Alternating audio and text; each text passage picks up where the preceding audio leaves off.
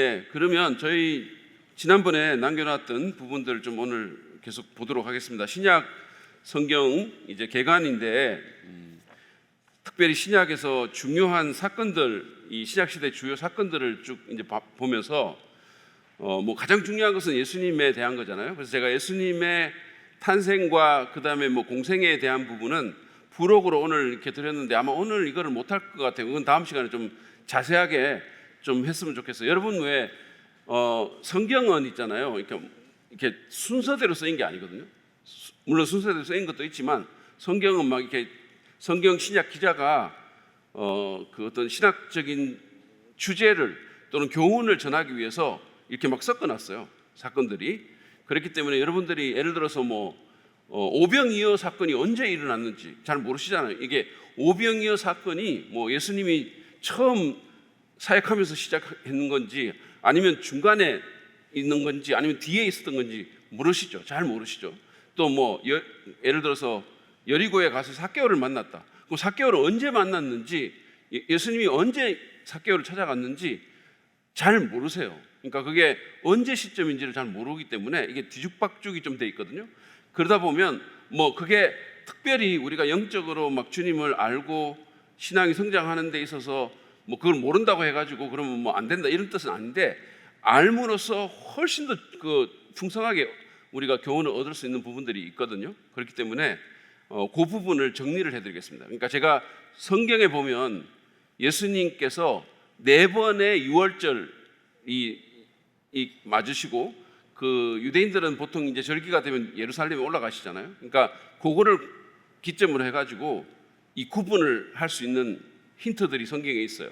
그래서 그런 것들을 정리를 또 학자들도 해놓고 했기 때문에 그 부분을 제가 모아가지고 언제 어떤 일이 일어났는지 예수님이 처음 무슨 일을 하셨고 맨 나중에는 어떤 일을 하셨고 중간에 또 어떤 일들이 있었는지 이 부분을 좀 순서대로 말씀을 드리겠습니다. 그래서 그건 다음 시간에 우리가 아마 하게 될 것 같고요. 무엇보다 중요한 것은 뭐 예수님의 생애보다도 생애도 생애지만 십자가 사건, 죽음, 부활 성천이시고 교회가 시작됐고 그 다음에 이제 중요한 것은 사도 바울이라는 분이 회심을 해가지고 이방에 이제 교회들을 세워나갔고 3차에 걸친 전도 여행을 했다는 사실을 말씀을 드렸어요. 그래서 제가 여러분 그 세계 최초의 교회가 어느 교회다? 지난주에 말씀했죠? 예루살렘 교회죠. 그 다음에 최초의 이방인 교회는 안디옥 교회. 여러분 어떻게 그렇게 또 영민하십니다. 그 다음에 최초의 유럽 교회 빌립보 교회. 주님께서 축복하시기 바랍니다. 우리 지금 빌립보 교회라고 말씀하신 분에게 우리 문현숙 사모님께서 커피를 사드리라고 믿습니다. 자, 그래서 이런 교회들이 이제 세워졌고, 그 다음에 복음을 전해나가는 과정 가운데서 이 복음이 유대인에게서 이방인으로 퍼져나가면서 소위 유대인들은 할례를 받고 율법을 지키는 것이 생활화됐고 그게 그 사람들의 신앙뿐만 아니라 하나의 문화잖아요. 문화. 이게 문화와 어떤 자기들의 문화와 신앙이 막 결합이 돼가지고 그 헷갈린 거죠. 자, 그러면 이방인들은 예수 믿고 하나님 백성이 되면 그 사람들도 할례를 받아야 돼? 그 사람들은 율법과 어떤 관계를 맺어야 되지? 뭐 이런 것들이 이제 굉장히 궁금해지고 혼란스러울 수밖에 없는 상황인데, 자, 그때 예루살렘 공회를 열어가지고 이 문제를 해결을 해서 오늘날 우리가 우리 같은 이방인들이 예수를 믿고 이 복음에 대해서 어떤 태도를 지녀야 할지가 확실하게 정해진 것이 예루살렘 공회입니다. 공회고 그래서 우리가 더 이상 뭐 예수 믿었기 때문에 할례를 받아야 된다거나 뭐 이런 게 아닌 거죠. 우리가 유대인 문화 풍습을 닮아가야 된다거나 이런 것이 없게 된 거죠. 그 다음에 이제 바울이라는 사람이 주후 67년도에 목이 베어서 목베임을 당해서 이제 죽는 것을 말씀을 드렸고, 오늘은 그 또 다른 중요한 사건인데 이거는 어떻게 보면 신약 성경에 직접적으로 나오진 않아요. 근데 이게 굉장히 중요한 사건입니다. 그게 뭐냐면 1차 유대 전쟁과 예루살렘 성전의 파괴입니다. 이게 예루살렘 성전이 언제 파괴가 되냐면 주후 70년에 파괴가 돼요. 그러니까 여러분이 그 구약 성경을 읽으면 한 번 예루살렘 성전이 파괴된 적이 있었죠. 그게 언제냐면 주전 586년이에요. 주전 586년에 솔로몬이 지었던 성전이 완전히 무너지죠. 그러고 나서 이제 나중에 포로 귀환이 이루어지면서 그 귀환자들이 돌아와서 뭐를 합니까? 귀환자들이 돌아와서 스룹바벨 성전을 재건을 하잖아요. 성전을 재건을 하면, 그러고 나면 이제 그 성전이 쭉 이렇게 가다가 예수님 당시에 이제 그 성전이 계속 있었어요. 헤롯이 증축을 하지만, 근데 그 성전이 또 무너지는 겁니다. AD 70년에. 그래서 이제 이게 1차 유대 전쟁과 예루살렘 성전 파괴인데, 실제 이 유대 전쟁은 언제부터 일어났냐 하면 주후 66년부터 시작해서 주후 73년까지 지속이 됐어요. 이게 굉장히 오랫동안 지속이 됩니다. 이게 어떻게 해서 이런 일이 벌어졌냐 하면, 성경을 보면 열심당원이라는 사람들이 나오죠. 그죠? 예수님의 제자 중에도 열심당원이 나와요. 이게 열심당원이라는 사람들은 말하자면, 이거를 이렇게 표현하는 게 맞을지 모르겠지만 어쨌든 좀 약간 테러리스트 같은 사람들이에요. 칼을 들고 다니고 로마인들을 그냥 죽이고 이런 사람들이었었어요. 그러니까 굉장히 반로마적인, 어떻게 보면 이스라엘 입장에서는 굉장히 애국적인 그런 사람들이죠. 그러니까 여러분, 예수님의 제자 중에 이 열심당원도 있고 그 다음에 세리도 있었잖아요. 그러니까 세리라는 사람들은 어떤 사람이냐면 완전히 친로마 성향의 사람들이에요. 그러니까 로마에 빌붙어가지고, 그래가지고 로마로부터 이렇게 권한을 부여받아가지고 자기 동족의 돈을 그냥 쥐어 짜가지고 그거를 로마에 갖다 바치고 자기 포켓에서 먹는. 그러니까 얼마나 이스라엘 사람들이 세리를 미워했겠어요. 그러니까 이게 정치적인 성향으로 보면 완전히 극과 극이 있는 거죠. 그러니까 뭐 우리 지금으로 보면 극자와 극우가 예수님 제자 가운데 같이 있었던 거죠. 같이 있었는데 그 사람들은 계속 그거 갖고 막 싸우고, 오늘날 교인들이 그러는 것처럼 또는 목사들이 그러는 것처럼 무슨 정치적인 이념 갖고 막 싸우고 난리치고 막 원수되고 이러지 않았어요. 왜 그랬을까요? 왜냐하면 그거를 뛰어넘는 나라에 헌신했기 때문입니다. 하나님 나라의 그 가치에, 이념에, 하나님 나라의 가치에 헌신했기 때문에 이 세상의 정치적인 어떤 이념을 뛰어넘은 거죠. 그것이 그들을 묻게 한 하나님 나라의 어떤 그 가치, 이것이 그들을 한 공동체로 묶어준 이런 게 됐죠. 어쨌든 간에 이 열심당원이라는 사람들이 있었는데, 이 사람들이 이제 갈수록 가격해지는 거죠. 갈수록 가격해지면서 나중에 어떻게 되냐면 정치적인 열정이죠. 그러니까 이 사람들이 어떤 생각을 하게 되냐면 로마 사람들을 무찌르는 것이 하나님의 뜻이다, 이렇게. 그리고 하나님의 율법에 충실하게 되는 것이다, 이렇게 생각하는 거죠. 그러니까 자신들의 정치적인 열정을 하나님의 어떤 뜻과 연관을 시켜. 오늘날 교회 가운데도 그런 사람들이 있어요. 목사들 가운데도 그런 게 있고, 자기들의 정치적인 열정을 그걸 마치 하나님의 어떤 뜻과 연관시키는 사람도 있어요. 자, 그래가지고 그런 사람들이 이제 점점 늘어나면서 이 열심당원들이 같은 유대인 가운데서도 자기들에게 동조하지 않는 사람들을 이제 정죄하고 굉장히 판단하면서 이런 일들이 벌어지는데, 당시에 이제 AD 66년도에 유대인의 총독이었던 플로로스라는 사람이 있었어요. 그러니까 예수님 당시에는 총독이 누구였죠? 로마 총독이 빌라도죠. 본디오 빌라도. 근데 이제 플로로스라는 사람이 굉장히 안 좋은 총독이었는데, 이 사람이 로마에 보낼 세금을 각출하다가 세금이 모자라니까 성전 금고에서 금 17달란트를 뺀 거예요. 이게 이제 난리가 나가지고, 그래가지고 폭동이 된 거죠. 그래서 결국은 이게 로마와의 전쟁으로 유대 전쟁이 됩니다. 그래서 이제 이 베스파시아누스라는 장군이 와가지고 진압을 하죠. 진압을 하는 과정 가운데 네로가 죽고, 68년도에 네로가 죽어가지고 그 다음에 혼란기가 오고 베스파시아누스가 가서 그 사람은 황제가 되고, 그 사람의 아들인 티투스라는 사람이 AD 70년에 예수님께서 예언하신 것처럼 그 감람산 광야에서 예수님께서 제자들이 성전을 보고 너무 아름다워가지고 이 성전 어떻게 되냐고 물었을 때 돌 하나도 돌 위에 남지 않고 무너지겠다라고 예언하신 것처럼 완전히 박살납니다. 성전이 정말로 돌 하나도 돌 위에 남지 않고.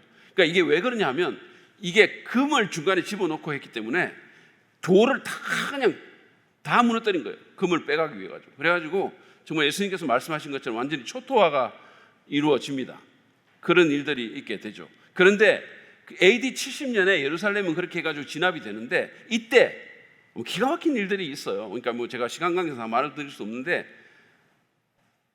엄마가 자기 자식을 먹는 일까지 벌어집니다. 이때, 이 전쟁 때. 어쨌든 그런 일이 있게 되고 그럼에도 불구하고 일단의 사람들이 로마에 항복하지 않고 마사다라는 곳으로 가가지고 사해 부근의 천연적 요소입니다. 거기 가가지고 거기서 이제 계속 저항을 하죠. 3년 동안 967명의 사람들이 거기 들어가가지고 3년 동안 세계를 지배하던 로마 제국과 967명이 대치를 해요. 그래서 이제 하다가 마침내 뭐를 쌓고 공사를 하고 이렇게 하는데 로마 사람들이 그 쌓고 공사하고 이런 거를 유대인들을 동원해가지고 그래서 이 마사다에서 더 이상 공격을 못하게 만들어요. 왜냐면 공격하면 동족이 죽으니까. 그래서 결국 이제 어떻게 되냐면 아마 아는 분들이 많을 거예요. 이 967명의 사람들이 로마 사람들의 손에 수치스럽게 죽느니 차라리 우리가 그냥 죽자. 명예로운 죽음을 택하자. 이렇게 해가지고 자기 남자들이 자기 가정의 부인과 아이들을 죽입니다. 그리고 이제 남자들이 다 남잖아요. 그 남자들만 남았을 때 그 남자들이 10명을 추첨을 해요. 그 남자들 가운데서 10명을 추첨해서 그 10명의 사람들이 남은 사람들을 다 죽입니다. 죽이고 그러니까 이렇게 하는 것이 자기들은 하나님께 충성하는 거라고 생각하고 자살은 안 되니까 자결을 안 하고 그렇게 죽여요. 그러고 나서 이제 나머지 그 10명 중에 한 명이 이제 추첨이 돼가지고 그 한 명이 나머지 9명을 다 죽이고 마지막 한 명만 자결을 해요. 그렇게 해서 죽고 그러니까 로마 사람들이 들어보니까 다 죽어 있는 거예요. 시체가 있고 그리고 모든 건물들이 불탔는데 곡물 창고만 불이 타지 않았어요. 곡물 창고만 그대로 놔둔 거예요. 왜 그냥 놔뒀냐면 우리가 배가 고파서 죽는 게 아니다.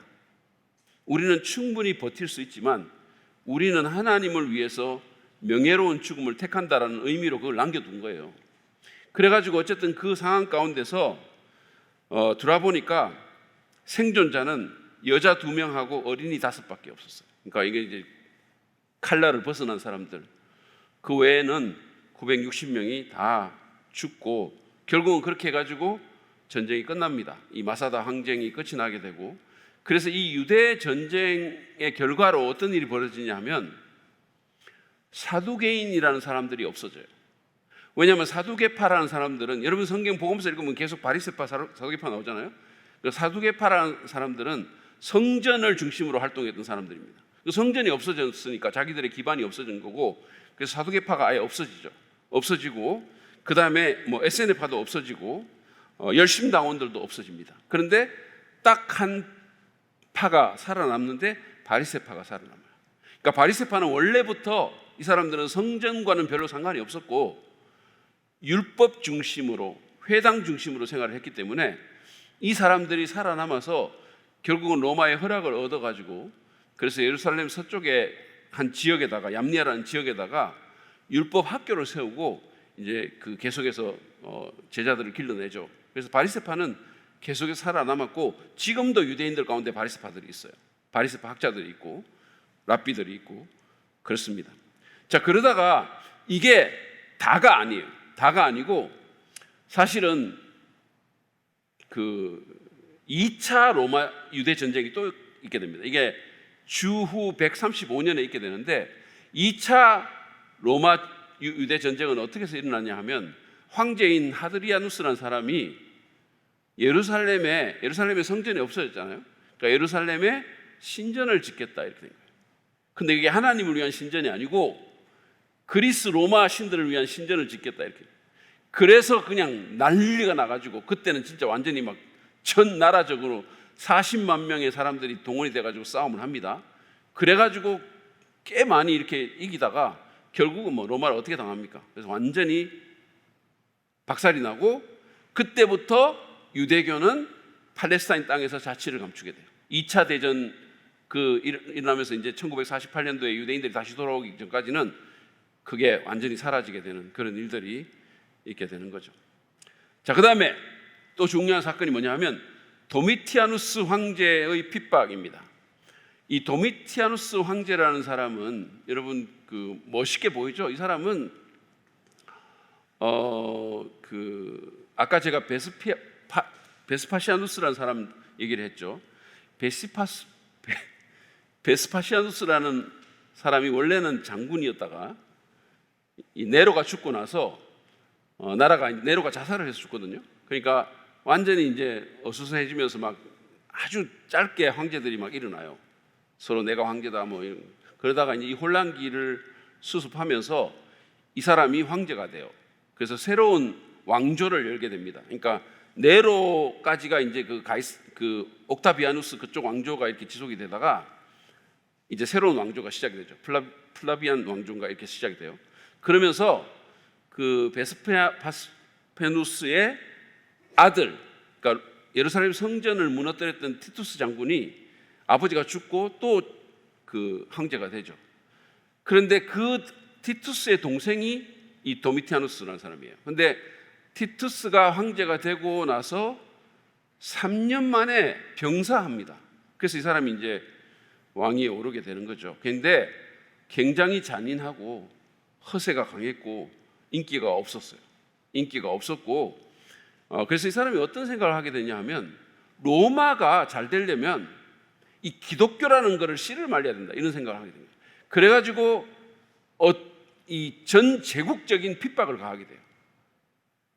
도미티아누스가 특히나 자기 말렙에 그래서 이제 제가 AD 90년부터 96년 사이에 로마 제국 전역에 기독교인들을 무자비하게 핍박합니다. 근데 여러분이 잘 아시다시피 네로 때 핍박이 있었잖아요. 그러니까 네로 때 핍박이 있었던 것은 전 제국적인 핍박이 아니었어요. 네로는 그 로마에 있는 사람들, 특히나 이제 네로 때 대화재가 한번 일어나게 되는데 이 대화재 때문에 자기에게 오는 그 원망을 유대인들에게 희생양으로 삼아서 돌리기 위해서 그래서 기독교인들에게 희생양을 삼아 돌리기 위해서 그래서 기독교인들을 핍박을 한 거죠. 그래가지고 막 송진을 발라가지고 사람을 십자가에 매달아가지고 불에 태우고 막 가루등으로 쓰고 이런 일들을 했어요.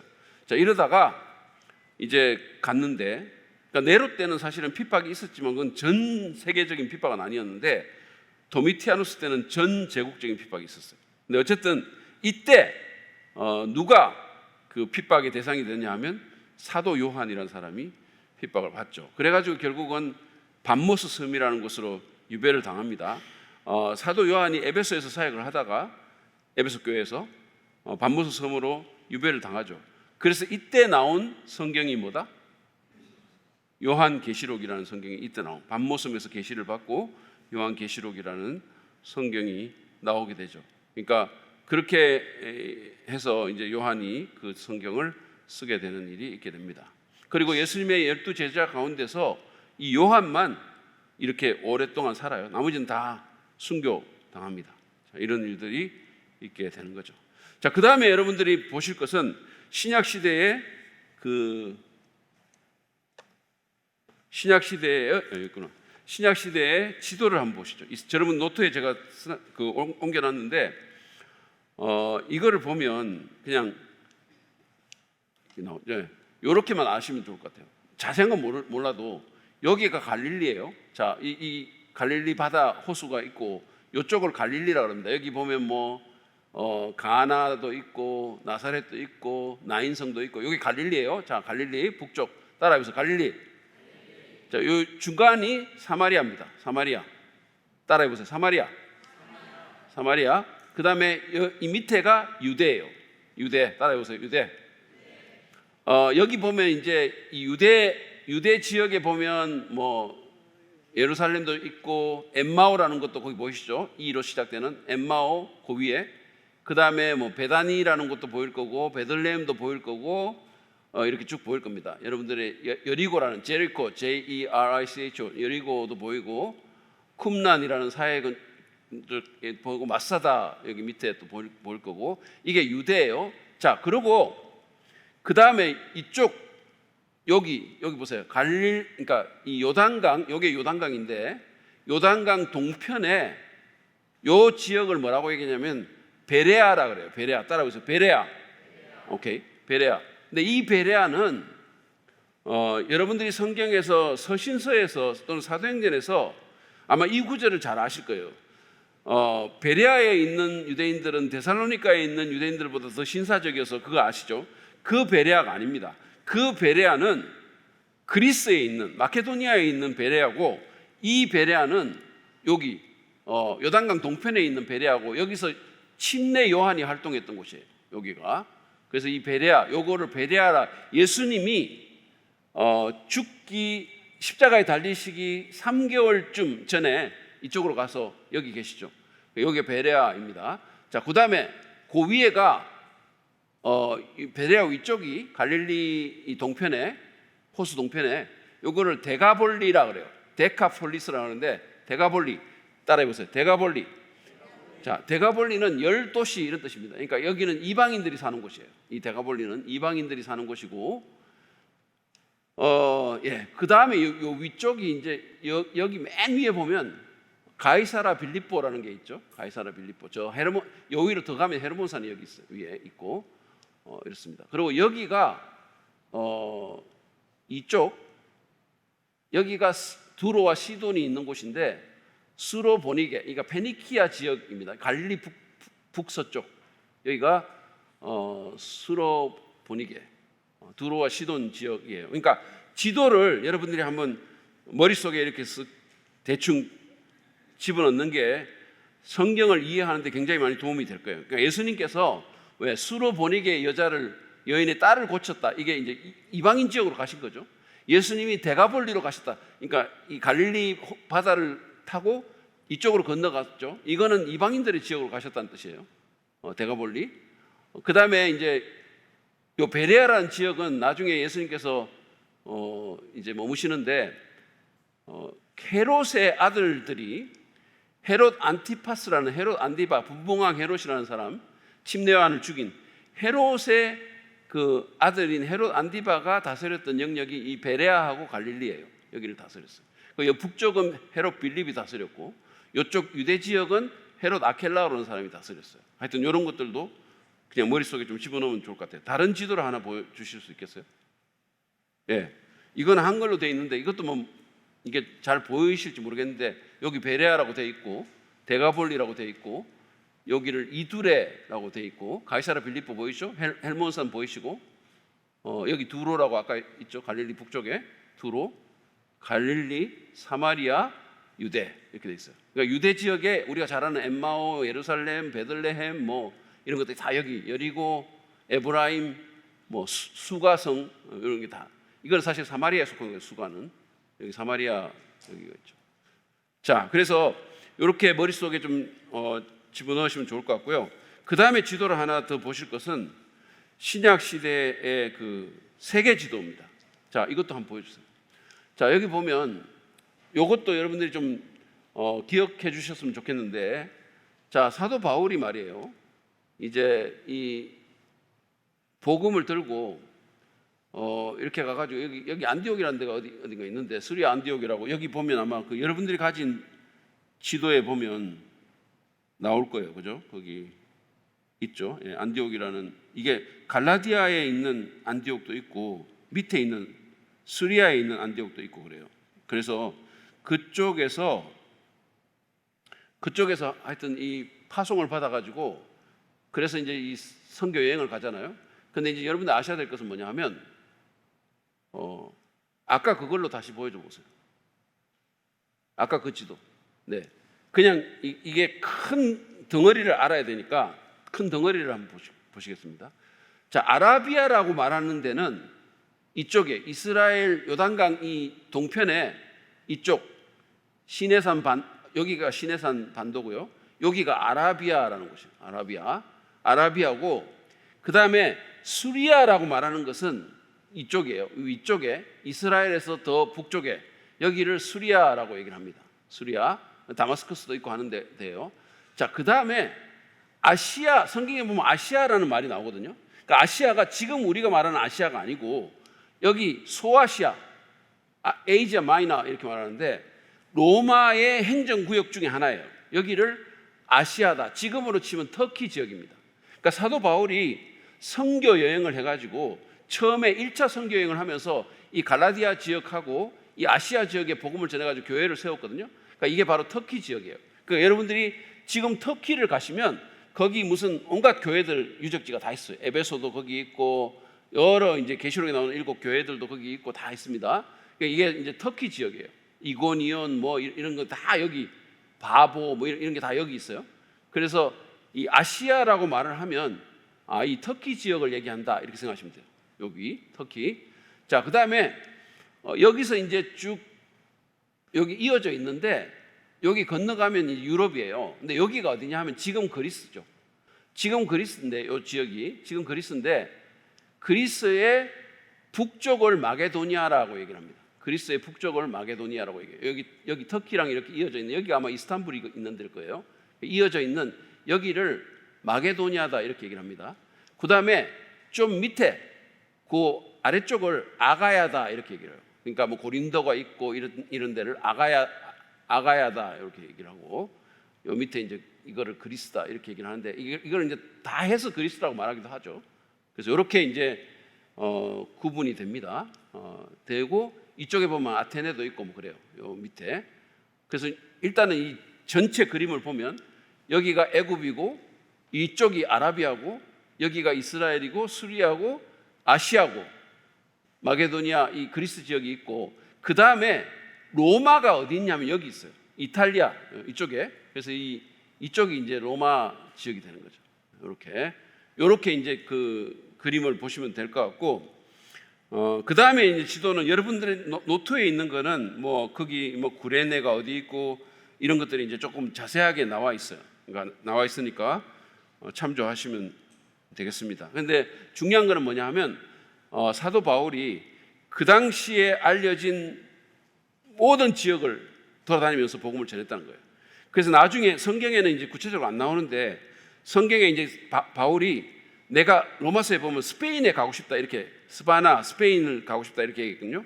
그러니까 여러분 지금 노트의 지도를 한번 보세요. 보시면 거기 맨 서쪽 왼쪽이죠. 왼쪽 끝에 보면 히스패니아라는 게 있어요. 이게 스페인입니다. 그래서 이게 그 당시 사람들에게는 세상의 서쪽 끝으로 여겨졌어요. 세상의 서쪽 끝으로 여겨졌기 때문에 사도 바울이 복음을 들고 예수님께서 땅 끝까지 복음을 전해라 했잖아요. 그러니까 서쪽 끝까지 간 거예요. 그 다음에 그 당시에 팔레스타인 사람들에게 동쪽 끝이 어디냐면 인도가 동쪽 끝이에요. 근데 그 동쪽 끝까지 누가 갔냐면 도마 같은 사람들이 복음 들고 나갔어요. 그래가지고 결국은 나중에 중국까지도 갑니다. 그러니까 이 세상에 자기들이 알고 있던 세상의 끝을 결국은 복음 들고 다 가서 복음을 전한 거죠. 그래서 그 지도를 좀 보시면 좋을 것 같다라는 생각이 들어요. 자, 그 다음에 8번째 우리가 신약 시대의 패권 국가를 한번 보시죠.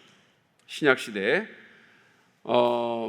이거는 이제 제가 오늘 시간이 있을지 없을지 모르겠지만 시간이 되면 제가 그 신구약 중간사를 한 번 더 이렇게 좀 간단하게 복습을 하려고 해요. 근데 아마 안 될 가능성도 굉장히 많은데 지금 페이스를 보니까 근데 여러분이 알다시피 이스라엘 민족은 바벨론의 그 나라가 함락이 되고 나서 주전 586년에 바벨론에 함락이 되고 나서 나라의 주권을 잃어버려요.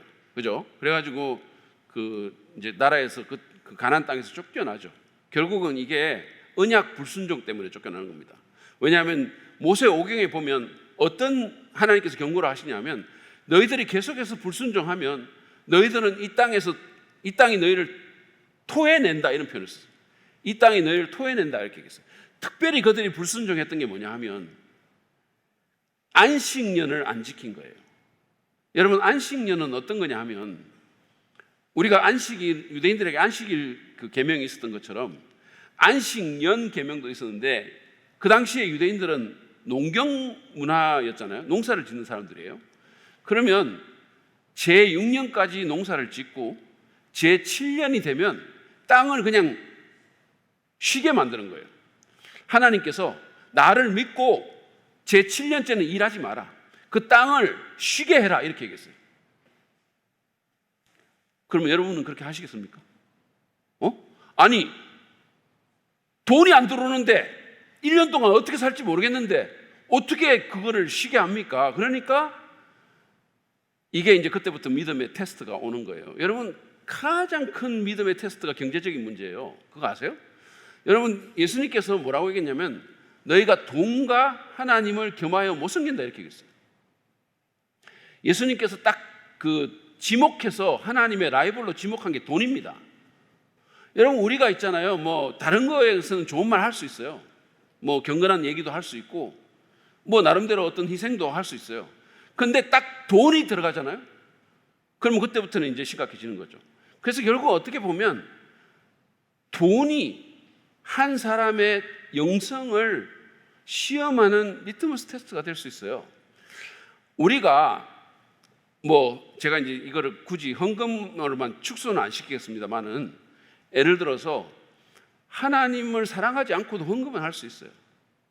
어떤 다른 이유 때문에 뭐 복 받으려고 헌금하는 사람도 있을 수 있고 눈치 때문에 헌금하는 사람, 뭐 자기 사람들이 시선을 의식해가지고 헌금하는 사람도 있고 담임 목사한테 좀 잘 뭐 이렇게 좋은 인정을 받으려고 헌금하는 사람도 있을 수 있겠죠. 그러니까 하나님을 사랑하지 않으면서도 헌금하는 사람은 있을 수 있어요.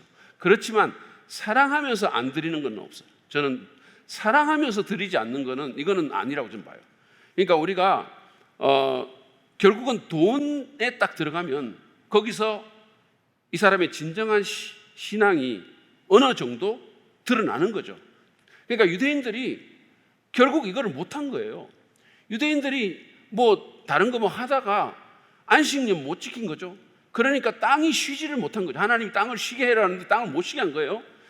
왜냐하면 그 사람들이 땅을 만약에 1년 동안 놀리려면 다른 돌이 있겠습니까? 하나님 의지하는 것밖에 없죠. 내가 비록 일하지 않아도 하나님의 명령에 순종해서 내가 이걸 쉬게 되면 하나님께서 내 필요를 채우신다라는 이 믿음이 없이는 그거 못하는 거예요. 근데 유대인들이 그걸 못한 겁니다. 그래가지고 어떻게 했냐면 그러니까 땅을 쉬게 한다 그러면서 하나님 그냥 토해냈어요. 그래서 어떻게 됐죠? 70년 동안 그 땅에서 농사를 못 지은 거예요. 70년 동안. 그러면 여러분 70년 동안 농사를 못 지으면 그거를 우리가 안식년으로 계산하면 어떻게 되냐면 490년 동안 이 사람들이 안식년을 안 지켰다는 얘기가 되는 거예요. 77, 49니까. 그럼 490년 동안 안식년을 안 지켰다는 말은 586년에 거기서 나왔으니까 여러분 490년이면 이게 주 1100년으로 올라가거든요. 그럼 주 1100년으로 올라간다면 그게 이스라엘 나라가 건국된이에요. 그러니까 이스라엘 나라가 건국되고 나서 계속해서 안 지켰다는 얘기예요. 계속해서. 그래서 억지로 하나님께서 그 땅을 쉬게 한 거예요. 그리고 그들이 이제 나간 거죠. 자, 나가가지고 어떤 일이 벌어집니까? 그때부터는 이제 계속 나라를 잃고 주권을 잃고 이제 나라 남의 속국이 되죠. 그래서 뭐 바벨론, 그 다음에 페르시아, 그 다음에는 이제 그리스 이렇게 되잖아요. 우리가 잘 알다시피. 그리고 이제 그리스가 결국 나눠져 가지고 또 이제 뭐 셀루크스 뭐 이런 식으로 이제 되죠. 나중에 제가 다음 시간에 간단하게 더 얘기를 해드릴게요. 그런데 그러면 예수님 당시에 로마는 어떻게 해서 이 지중해 지역의 패권 국가가 되느냐? 그래서 결국은 이 비옥한 초생딸까지도 그들이 장악하게 되느냐? 궁금하지 않으십니까? 궁금하지 않다. 궁금해야 되는 거예요. 어떻게 해서 그런 일이 일어나냐면 여러분 로마는 753년에 건국했어요. 자기들의 건국 신화에 의하면. 그러니까 굉장히 오래된 거죠. 주전 8세기까지 올라가니까. 그때 건국을 해가지고 뭐 기원전 3세기까지는 그냥 별 볼일 없는 나라였었어요. 그러다가 주전 3세기 때 이 사람들이 포에니 전쟁이라는 전쟁을 해요. 이게 거의 한 120년 동안 계속 전쟁만 한 건 아니지만 어쨌든 120년에 걸쳐가지고 3차에 걸친 포에니 전쟁을 하는데 여러분이 잘 아실 거예요. 누구랑 전쟁을 하냐면 카르타고라는 나라하고 전쟁을 하는데 거기에 한니발이라는 사람 세계사 시간에 들으실 거예요. 한니발이라는 명장이 있었습니다. 근데 이 사람이 알프스를 넘고 코끼리 부대를 동원해가지고 이스라엘이라고 쳐들어와가지고 막 로마를 습격하잖아요. 근데 결국은 어떻게 되냐? 이 포에니 전쟁을 해가지고 결국은 로마가 그 당시에 강대국이었던 카르타고를 무너뜨립니다. 이때 로마의 장군이 누구냐 하면은 스키피오 아프리카누스라는 사람이에요. 아마 들어보셨을 거예요. 역사에 관심 있는 분들은 아실 수 있어요. 스키피오 아프리카누스. 이 장군이 이깁니다. 결국은 물리치게 되는 거죠. 그래서 이 포에니 전쟁을 통해 가지고, 이 포에니 전쟁이 언제 끝나냐면 주전 146년도에 끝나는데, 그러니까 2세기죠. 주전 146년에 끝나는데 이 포에니 전쟁을 통해 가지고 로마가 지중해의 강자로 우뚝 서게 되는 거예요. 그리고 이 사이에, 포에니 전쟁 사이에 또 뭐가 있었냐면 로마하고 시리아 전쟁이 있게 되는데, 이 시리아가 그러니까 그리스 제국이죠. 그 당시에 그리스 제국 네 개로 갈라진 제국이 하나인데 강자죠. 그 셀루쿠스 제국을 무너뜨립니다. 그래서 결국은 옛날 페르시아 지역까지도 차지하게 되는 거죠. 그래서 로마가 그 지역의 강자가 되는 거죠. 그래서 그러면 어떻게 해서 로마는 이 팔레스타인을 손에 넣게 되느냐 하면, 이 이스라엘 사람들이 말이에요. 제가 아까 말한 것처럼 바벨론, 그 다음에 페르시아, 그 다음에 그리스, 그 다음에 이제 그 포톨레미하고 뭐 그 셀루쿠스 이렇게 지배를 받다가 그 셀루쿠스의 세력이 약해지면서 잠시 동안 자기들의 왕조를 세워요. 그거를 하스몬 왕조다 이렇게 얘기합니다. 따라해보세요. 하스몬 왕조. 예, 하스몬 왕조. 그러니까 이 사람들이 왕이 없이 계속해서 남의 나라 통치를 받다가 주전 142년도에 자기들의 왕조를 세워요. 이게 하스몬 왕조입니다. 그래서 이 하스몬 왕조라는 독립 왕조를 세웠는데 이게 한 80년 정도 내려가요. 내려가다가 내분이 일어납니다. 그 안에서 내분이 일어나가지고 이게 어떤 일이 벌어지냐, 나중에 이제 내가 다음 시간에 좀 자세히 설명해 드릴 텐데, 여왕이 거기 있게 돼요. 여왕이 있게 되면서 여왕이 죽으면서 자기 두 아들에게 이렇게 하나는 뭘 주고 하나는 뭘 주고 이런 식으로 했는데 그게 서로 공존할 수가 없잖아요. 그러니까 두 아들이 서로 왕이라고 주장하면서 싸우게 돼가지고 그 밑에 안티파테르라는 사람이 있었는데, 이 사람이 이둠의 사람이고 헤롯 대왕의 아버지예요. 근데 이 안티파테르라는 사람이 로마에게 호소를 합니다. 그리고 두 왕도 다 호소를 해요. 그래가지고 결국은 1세기 때 주전 1세기입니다. 주전 1세기 때 로마의 삼두 정치라고 혹시 세계사 시간에 들어보셨나요? 들어보셨겠죠. 자, 로마의 삼두 정치라고 카이사르가 있었고, 그 다음에 폼페이 장군이 있었고, 그 다음에 또 한 사람 별로 이름이 없는 사람이에요. 근데 그 세 사람이 이렇게 삼두 정치를 했는데, 그 중에 폼페이 장군이 이 하스몬 왕조 마지막 그 두 대립하는 왕들의 요청을 받고 팔레스타인에 들어가 가지고 이 팔레스타인을 로마의 속국으로 만들어 버립니다. 그게 언제냐? 주전 63년도예요. 그래서 그때부터 이 이스라엘이 로마의 지배를 받게 되는 거예요. 그리고 아까 제가 안티파테르라는 사람 얘기했잖아요. 다음 시간에 좀 얘기를 했는데, 그 안티파테르의 아들이 헤롯 대왕이 되는 거예요. 그런 일들이 있게 됩니다. 그래서 예수님 당시에는 로마가 이스라엘을 지배했고, 이 모든 것이 다니엘서에서 예언된 대로 됐다는 거예요.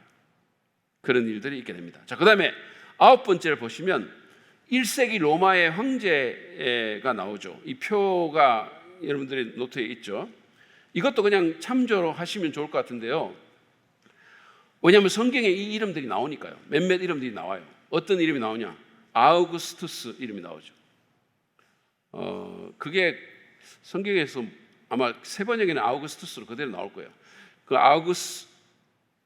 아구스도 이렇게 나와요. 개혁성경 아구스도가 뭐 호족하라고 해가지고, 그래서 전 로마 사람들이 다 이렇게 갔다 뭐 이런 게 나오죠. 호족하러 자기 고향으로 돌아갔다. 그래서 예수님도 요셉과 함께 베들레헴으로 갔다. 이 사람이 아우구스투스예요. 이 사람이 초대 로마 황제입니다.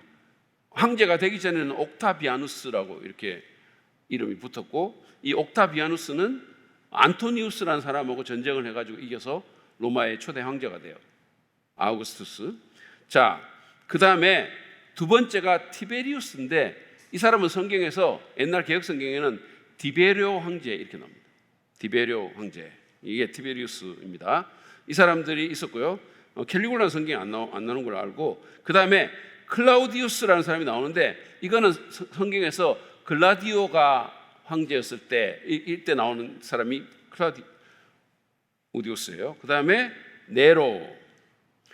네로는 성경에 이름이 직접 나오진 않아요. 근데 네로 때 사도 바울이 감옥에 갇히죠.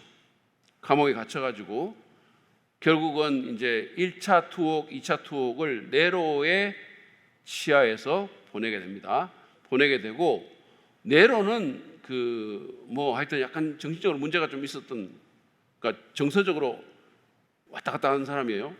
그래서 자살합니다.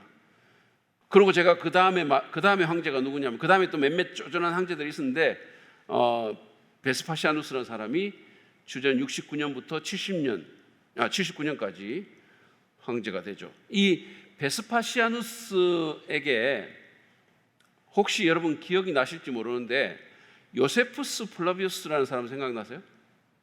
중간사 들으신 분들, 그러니까 제가 그때 구약의 숲을 거닐다 할 때 했던 분들, 그게 언제때 지금 그 얘기를 하십니까? 그죠? 자, 요세푸스라는 사람이 있어요. 역사가입니다. 역사가 1세기의 역사가예요. 지금 우리가 이 중간사에 대한 지식을 이 사람이 없었으면 거의 잘 모를 뻔했었어요. 굉장히 소중한 사료예요. 그리고 1세기 기독교에 대해서도, 예수님에 대해서도 거기 써여 있고, 이 사람 예수 믿는 사람 아닌데 예수님의 제자들에 대해서도 거기 써여 있어요. 그래서 굉장히 귀중한 사료입니다. 이 요세푸스라는 사람이 이 베스파시아누스의 양아들이 돼요. 원래는 요세푸스가 그 1차 로마 전쟁 때 로마 군인하고 싸우는 사령관이었거든요. 그런데 이 사람이 결국은 이제 항복하고 이 베스파시아누스의 양자로 입양이 됩니다. 그래서 플라비아누스라는 이름을 갖게 되죠. 그 베스파시아누스의 이름을 갖게 되는 거죠. 그래서 플라비안 왕조다 이렇게 말하죠. 그 다음에 그 아들인 티투스, 예루살렘 성전을 불태웠던 사람. 그 다음에 그 요한을 핍박했던 도미티아누스. 그 다음에 이제 네르바라는 사람이 1세기 때 황제가 됩니다. 이 사람은 한 3년 정도만 이렇게 황제하고 또 병사합니다. 자, 그래서 이 로마 황제에 대해서도 여러분들이 이렇게 좀 어느 정도 아우구스투스, 디베료, 클라우디오, 네로 이런 사람들 이렇게 머릿속에 입력을 하시면 좋을 것 같은데, 제가 이것과 연관해서 말씀드리고 싶은 것은 뭐냐면, 그 당시에 1세기 때 그 부모들은 아무도 요한이라든지 마태라든지 이런 이름을 자기 자식에게 붙이기를 원치 않았을 겁니다. 아마도 그들이 붙일 수만 있다면 가능하면 네로, 도미티아누스 이런 이름을 얼마나 붙이고 싶었을까요? 카이사 이런 이름. 그런데 그래서 그 당시에는 이 사람들이 갑이었고, 이 사람들이 승자였고, 이 사람들이 성공한 사람들이었었어요. 이 사람들처럼 되려고 사람들이 했겠죠. 모든 사람이 우려를 받겠죠. 그리고 요한, 토마스, 도마, 야고보 이런 사람들은 누구도 되고 싶지 않은, 왜 저렇게 인생을 저렇게 살아? 지질이 고생하고 인생 계속 꼬이고 두들겨 맞고 옥에 갇히고 결국은 죽는 저런 인생을 왜 살아? 누구도 자기 자식에게 그런 거 안 붙이려고 했을 거예요. 자, 그런데 2000년이 지난 지금 상황이 어떻게 됐을까요? 지금은 누구도 자기 자식에게 네로라는 이름을 붙이기를 원치 않습니다. 네로는 고양이 이름이에요. 검은 고양이 네로 이래. 그죠? 그 다음에 여러분 라스베가스에 가면 도박하는 장소가 가이사의 왕궁 이렇게 돼 있어요. 시저스 팰러스. 도박하는데 이런 데나 그런 거 붙이죠. 지금은 누구도 로마 황제의 이름을 자기 자식한테 안 붙입니다. 그럼 자기가 사랑하는 자기 자식에게 영미권의 사람들이 붙이는 이름이 있어요. 존, 요한, 조셉, 요셉, 제임스, 야고보, 토마스, 도마, 이런 이름 붙여요. 지금은 매튜. 그래서 지금은 상황이 완전히 바뀐 거예요. 그러니까 제가 말씀드리고 싶은 건 뭐냐면 이거예요. 오늘날 우리가 그냥 눈에 보이는 것만 보고 살면 이 세상에서 잘 나가는 사람들, 저 사람처럼 되고 싶다. 저 사람들이 정말 막 세상을 움직이는 것 같기도 하고, 저 사람들이 너무 유명하고, 저 사람들이 뭐 자기 갖고 싶은 거 다 갖고 화려하게 다 사는데 우리는 너무 아닌 것 같아요. 우리 인생은 왜 이렇지? 왜 이렇게 자꾸 어렵고? 우리 집사람 하는 말이 있어요. 돈 좀 한번 많아봤으면 좋겠다. 우리는 왜 그런 때가 가끔씩 있잖아요. 그런 거. 우리는 왜 이렇지? 왜 계속 이렇게 돈 걱정하고 살고, 뭔가 열심히 주님 섬긴다고 하는데 잘 안 되는 것 같고, 사람들이 이렇게 우리를 주목하는 것 같지도 않고, 오히려 한국에서 그리스도인이 산다는 게 요즘은 굉장히 좀 어떻게 보면 좀 불안하고 위험하기도 하고. 그런데 여러분, 여기서 평가하는 게 아니라는 거예요. 최후의 승자는 결국은 주님과 함께 있는 사람들이 되는 거예요. 주님이 우리 인생의 질을 결정하시는 거지 세상이 결정하는 게 아니고 그냥 눈에 보이는 것이 다가 아니라는 거예요. 그 사실을 반드시 기억하세요. 그래서 우리가 예수 믿고 뭐 잘 되고 잘 먹고 잘 살고 이런 게 아니라 결국은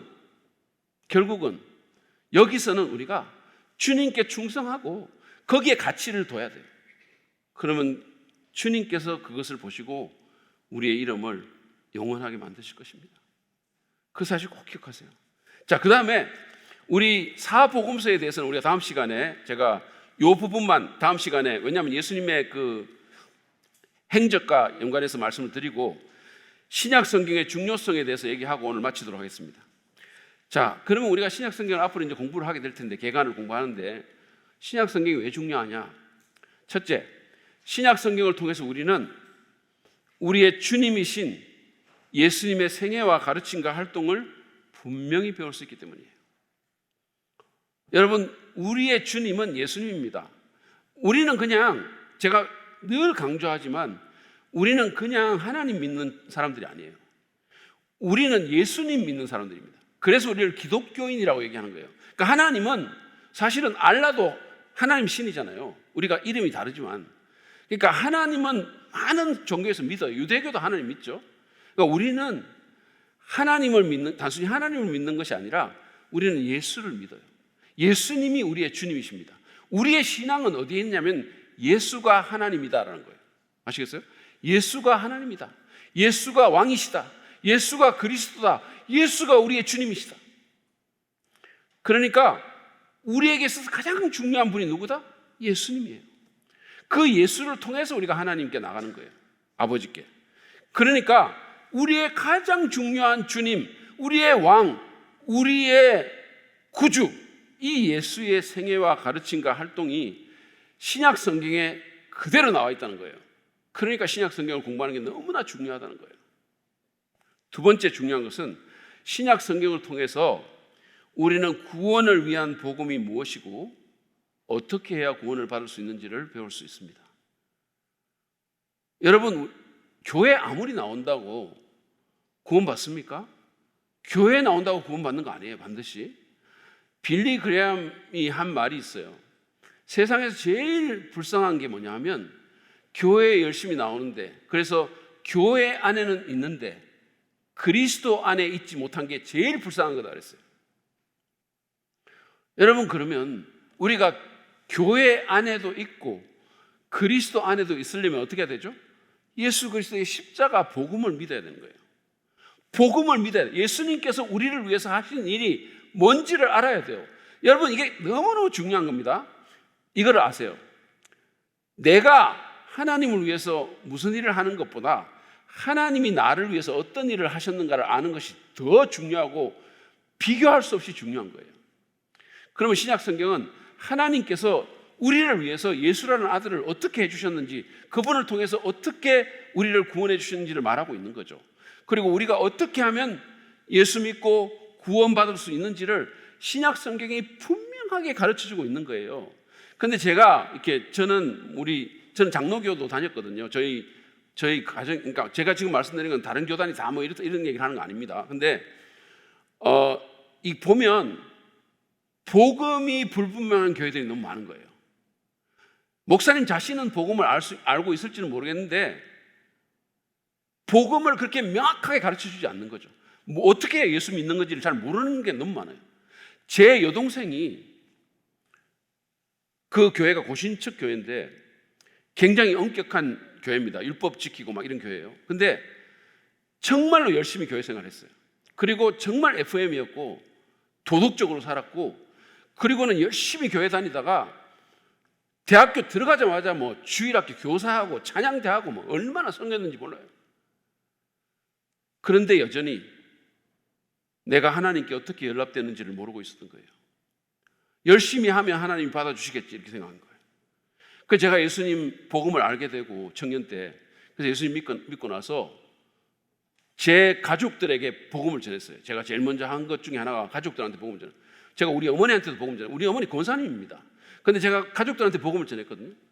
그랬는데 제 여동생이 그러더라고. 그렇게 열심히 신앙생활 했거든요. 교회 다니고. 나중에 예수님 믿고 나서 눈물을 주르르 흘리면서 이렇게 얘기했어요. 오빠, 나는 내가 얼마나 열심히 해야 하나님이 나를 받아주실지 늘 궁금했어. 이렇게 얘기한 거예요. 내가 얼마나 열심히 해야 하나님이 나를 받아주실지 늘 궁금했다는 거예요. 결국은 포인트가 어디에 있습니까? 내게 있는 거예요. 내가 얼마나 열심히 해야. 내가 열심히 해서 되는 문제가 아니고 하나님이 나를 위한 열심, 하나님이 나를 위해서 그 아들을 십자가에 희생시키시고 그 열심으로 나를 구원해 주신 그걸 알아야 되는데 그걸 몰랐던 거지. 그러니까 결국 나중에 그 복음을 알고 나서 눈물을 흘리다니까요. 결국은 하나님이 나를 위해서 하신 일, 그거를 모르고 신앙생활을 한 거죠. 복음을 알아야 됩니다. 자, 그래서 여기 보면 로마서 10장 9절부터 10절 말씀이 있잖아요. 여러분 이거 같이 한번 읽어볼까요? 시작. 당신이 만일 예수는 주님이라고 입으로 고백하고 하나님께서 그를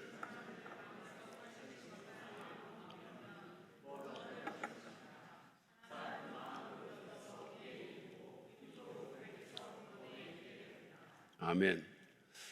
안신홍 목사님하고 이성열 집사님이 갑자기 그려지는 거예요.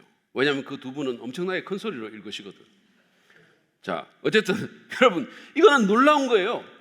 예수가 주님이라고 고백하고 그분이 하나님께서 그를 부활시키신 것을 믿으면, 마음으로 믿으면 구원받는다. 이렇게. 내 행위가 아니라 열심히 기도하고 열심히 주일학교 봉사하고 열심히 무슨 철회하고 이게 아니라, 물론 그게 가치가 없다, 안 해도 된다 이런 뜻이 아닙니다.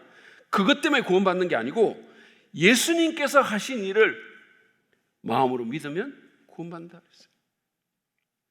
자, 그 다음에 베드로전서 1장 23절 말씀도 또 같이 큰 소리 한번 읽겠습니다. 시작. 여러분은 다시 태어났습니다. 그것은 썩을 씨로 그렇게 된 것이 아니라 썩지 않을 씨, 곧 살아계시고 영원하신 하나님의 말씀으로 그렇게 되었습니다. 자, 우리가 어떻게 거듭나죠? 어떻게 다시 태어납니까? 여기 보세요. 하나님의 말씀으로 그렇게 된다. 하나님의 말씀에 복음이 있고 그 말씀이 능력이 있어서 그 말씀이 우리 마음을 움직이고, 그래서 우리가 그 말씀을, 복음을 받아들이게 될 때 우리가 거듭나게 되는 거예요. 성령의 역사로. 신약성경. 그래서 이게 복음이 무엇인지를 신약성경이 분명하게 말해주고, 그뿐만 아니라 어떻게 해야, 무엇을 해야 구원받을지도 신약성경이 가르쳐줍니다. 세 번째, 신약성경이 또 중요한 것은 신약성경을 통해서 예수님의 제자로서 어떻게 살아야 될지에 대해서도 구체적으로 배울 수 있어요. 우리가 예수님의 제자로서 어떻게 말하고, 어떻게 관계하고, 어떻게 배우자를 대하고, 어떻게 자녀를 대하고, 이 모든 것들이 신약성경에 있는 거예요. 예? 그러니까 여러분 구약성경도 하나님의 말씀이지만 구약성경은 오늘날 신약시대에 적용되지 않는 말씀들도 있어요. 뭐 음식법이라든지 다양한 그게 있어요. 그러니까 그리고 구약 성경은 내러티브가 많아가지고 이야기가 많아가지고 이걸 어떻게 해야 될지 잘 몰라요. 그런데 신약 성경은 우리에게 직접적으로 말하는 거예요. 더러운 말은 입 밖에도 내지 말라 이렇게 말했어요. 제가 어제 양육반 할 때도 얘기했지만 요즘 사람들이 욕을 너무 많이 해요. 욕을 너무 많이 해요. 심지어는 그리스도인들조차도 이 욕의 말에 대한 경각심이 없어요. 여러분, 사람의 마음이 새롭게 되면 입이 새롭게 돼야 되는 거예요. 왜냐하면 마음에 가득한 것이 입으로 나온다 그랬잖아요. 너무 많은 욕을 써요, 대한민국 사람들이. 이게 왜 그러냐? 영화 같은 데 보면 옛날에는 사실은 좀 영화에서 그런 거 잘 안 했는데 너무 함부로 욕해요. 너무 쌍욕을 많이 해요. 그 영화를 우리가 계속 보는 거 재밌다 그러면서 보고 있는 거예요. 그건 좀 가려서 봐야 되는데, 그러면 욕을 하면 저런 건 안 해야 된다고 생각해야 되는데 그냥 보는 거예요. 비판 안 하고. 예전에는 드라마에는 적어도 욕이 안 나왔다. 요즘은 OTT를 해가지고 그냥 드라마에도 욕이 나와. 남자고 여자고 아이고 어른이고 다 욕을 해요. 그리고 심지어는 욕하는 게 좀 멋있는 것처럼 보이는. 그래가지고 무슨 SNS도 보면 무슨 스레드나 이런 데 보면 욕이 막 나와. 그냥 쓰는데, 자기 이름 걸고 쓰는데 어른들이 욕을 해요. 더러운 욕을. 그게 마치 무슨 자랑처럼. 거기다가 김연경이라는, 제가 그분을 꼭 저 그분 좋아합니다. 운동선수로서. 아니 진짜요. 파이팅 넘치고 좋아해요. 성격 쿨하고 좋아해요. 근데 그 사람이 무슨 욕을 했잖아요. 이게 잡혔잖아요. 그런데 그거를 식빵 언니래. 식빵 언니, 그게 식빵입니까? 아니, 그 사람이 식빵이라고 말한 거예요? 식빵 언니래. 그래가지고는 그 사람 응원하는 사람들이 경기장에 오면 이거 식빵 탈 쓰고 있어요. 그래가지고 이거를 희화화한 거죠. 말하자면 그게 해서는 안 될 말을 한 건데, 그게 마치 아무렇지도 않은 것처럼 그렇게 지금 몰고 가고 있는 거예요. 누구든지 그렇게 할 수 있다. 그건 뭔데? 이런 식으로. 이렇게 되니까 애들도 다 욕을 하는 거야. 그 입이 얼마나 더러워지는 거냐고요. 얼마나. 그 욕의 의미라고 생각해 보시라고. 그래서 성경은 우리가 어떻게 말하고, 사람들이 말할 때 중상하고 남의 말 험담하고 이 모든 것들이 거기 다 나오잖아요. 하지 말라 그랬어요. 은혜롭게 말하라고, 덕세우는 말하라고. 말에 실수가 없으면 그 사람은 성숙한 자라고 그랬어요. 어떤 사람이 영적인 사람이냐? 저는 그렇게 생각해요. 그 사람 말하는 거 보면 알 수 있다. 그리고 그 사람 돈 쓰는 거 보면 알 수 있다. 자, 그래서 어쨌든 이게 제자로서 우리가 어떻게 생각하고 어떤 태도를 가지고 어떻게 말하고 관계는 어떻게 배우고 배우자한테 어떻게 해야 되고 이런 것들을 신약 성경에서 배워야 돼요. 여러분, 드라마 보고 그거 배우면 안 돼요. 드라마에 정상적인 가족 거의 없어.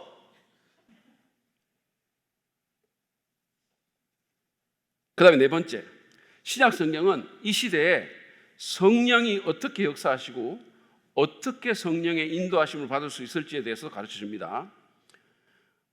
왜냐하면 구약 성경은요, 성령이 왔다가 갔다가 그래요. 그죠? 왜 보면 삼손에게 성령이 임했다가 갔다가, 사울이 범죄하니까 떠나버리고 이러잖아요. 근데 신약 성경은 안 떠납니다. 우리가 예수를 믿으면 성령이 우리 안에 내주하시고, 그리고 절대로 우리를 떠나지 않으세요. 그래서 우리가 왜 구약 성경에 다윗이 쓴 시편, 그 참회 시편 갖고 찬송가 만든 게 있는데, 주의 성령을 내게서 떠나지 마옵시며 이렇게 찬송하잖아요. 안 떠납니다. 그런 찬송 안 불러도 돼요. 우리가 잘못하면 성령이 우리 안에서 근심하시죠. 근심하시지 떠나지 않아요. 그리고 우리가 계속해서 잘못하고 계속 뭔가를 하면 성령이 소멸된다는데, 성령이 소멸된다는 것은 없어진다는 게 아니고 불이 꺼진다는 거예요. 성령의 불이 꺼지는 거예요. 그러니까 여러분 반드시 아셔야 돼요. 구약 성경하고 신약 성경은 성령의 역사하시는 방식이 좀 다르고, 성령은 우리가 정말로 구원받고 성령을 그러니까 누구든지 그리스도의 영이 없으면 그리스도의 사람이 아니라 그랬어요. 내가 예수 믿었다면 성령이 없으면 예수 믿은 사람이 아니라는 거예요. 우리 안에 성령이 내주하시고 그 성령은 결코 우리를 떠나지 않으십니다. 결코. 그 다음 다섯 번째, 내가 뒤를 두 번은 다섯 번째, 신약 성경은 교회가 어떠해야 하는지를 가르쳐줘요. 여러분, 신약 성경은 있잖아요, 교회와 기독교만의 경전이에요. 구약 성경은 교회도 그것을 경전으로 하지만 구약 성경은 유대인들도 그걸 경전으로, 사실은 구약 성경은 엄밀하게 말하면 유대교의 경전이죠. 유대교의 경전. 그런데 유대인들도 그걸 믿지만 일부는 이슬람 사람들도 믿어요. 구약 성경은. 근데 신약 성경은 그게 아니고 우리 개신교, 그러니까 기독교의 경전이에요. 기독교의 경전입니다. 그래서 이게 특별히 이 신약 성경을 읽으면 계속해서 교회에 대해서 말하는 거예요. 교회. 여러분, 사도 바울이 보낸 서신은 다 교회에 보내졌거나 아니면 교회의 지도자들에게 보내진 거예요. 그러면 그건 뭡니까? 우리가 교회로서 어떻게 해야 될지, 어떻게 하면 건강한 교회가 되는 건지, 이게 계속해서 나오는 거예요. 이게 너무너무 중요한 거예요. 저는 우리 한국 교회가 이 신약 성경에 나타난 교회의 지침을 조금만 더 심각하게 받아들였더라면 지금과 같이 그렇게 욕먹었을까, 이런 생각이 들어요. 그래서 여러분, 교회, 그런 말이 있잖아요. 교회에 가기보다 교회가 되자, 이런 말이 있잖아요. 성경은 우리가 교회라고 말씀하시고 우리가 교회로서 어떻게 살아야 될지를 너무나 잘 가르쳐주고 계세요. 그렇기 때문에 신약 성경을 공부하는 게 너무너무 중요한 겁니다. 특별히 에베소서 같은 데는 계속해서 교회에 대해서 얘기하시죠. 자, 그 다음에 여섯 번째. 신약 성경은 구약에서 분명하게 계시되지 않았던 사후 상태, 죽은 후에 어떻게 되는지, 몸의 부활, 세상의 종말, 심판, 지옥, 그 다음에 영원한 상태, 새하늘과 새 땅에 대해서 가르쳐 줍니다. 여러분, 이거 제가 또 말할 기회가 있어서 자세히는 말을 안 할 텐데, 점진적 계시라는 게 있어요. 그 말 뭐냐면 하나님께서 자신의 진리를 점진적으로 계시를 해서 구약 시대 때는 이게 파샬, 부분적인 계시고 신약 시대 때 온전한 계시가 있는 거예요. 그래서 구약 성경을 읽으면 우리가 죽은 후에 어떻게 되는지 잘 안 나와 있어요. 그래서 보면 그냥 음부로 내려간다, 이 정도로 나와 있고 잘 몰라요. 부활에 대해서도 몇몇 구절이 없어요. 몇 구절밖에 없어요. 그 다음에 세상이 끝나면 어떤 일이 있을지도 잘 말 안 하고 있어요. 그런 것들을 신약 시대에 확실하게 얘기를 해주죠. 그렇기 때문에 우리가 종말에 대해서 알려면 신약 성경을 공부해야 되죠. 그 다음에 마지막으로 신약 성경을 읽고 듣고 지키는 사람에게 하나님께서 복을 약속해 주셨습니다. 자, 계시록 1장 3절 말씀 같이 한번 읽겠습니다. 시작. 이 예언의 말씀을 읽는 사람과 듣는 사람들과 그 안에 기록되어 있는 것을 지키는 사람들은 복이 있습니다. 그 때가 가까이 왔기 때문입니다. 자, 이 예언의 말씀이라는 게 좁게는 계시록을 얘기하지만 사실은 성경 전체가 신약 성경을 예언의 말씀이라고 했어요. 그러니까 이 예언의 말씀, 종말을 위해서 기록된 이 예언의 말씀이 우리에게 들어오게 될 때, 우리가 읽고 듣고 적용할 때, 그리고 지킬 때 우리에게 복이 있다. 하나님이 우리를 복 있는 사람이라고 말할 것이다 라고 얘기합니다. 그래서 여러분 열심히 신약 성경 읽고 듣고 지키시기 바랍니다. 한 구절만 더 읽고 오늘 이 강의를 마치도록 하겠습니다. 히브리서 4장 12절 말씀이에요. 히브리서 4장 12절 말씀 시작. 하나님의 말씀은 살아있고 힘이 있어서 어떤 양날 칼보다도 더 날카롭습니다. 그래서 사람 속을 꿰뚫어 혼과 영을 갈라내고 관절과 골수를 갈라놓기까지 하며 마음에 품은 생각과 의도를 밝혀냅니다. 하나님 말씀의 능력을 믿으십시오. 제가 지난주에 설교할 때 이 구절을 인용했는데 우리가 성경을 읽잖아요. 그러면 우리가 성경을 읽으면 성경이 우리를 또 읽어요. 성경이 우리를 읽습니다. 그리고 성경은 어떻게 보면 우리를 비추는 거울과 같은 거예요. 그리고 수술칼과 같은 거예요. 그래서 우리를 좀 더 온전한 사람으로 우리를 세워줄 것입니다. 그래서 계속해서 신약 성경과 사랑에 빠지는 저와 여러분 되시기를 주님의 이름으로 축복합니다.